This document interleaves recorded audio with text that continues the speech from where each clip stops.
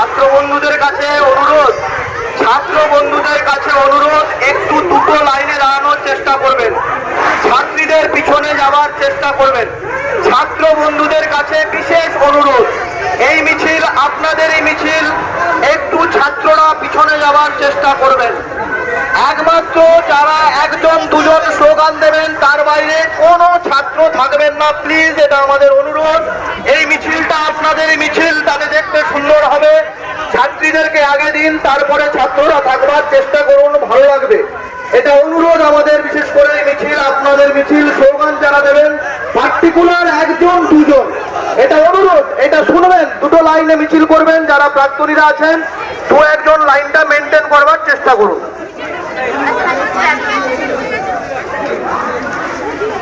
hello,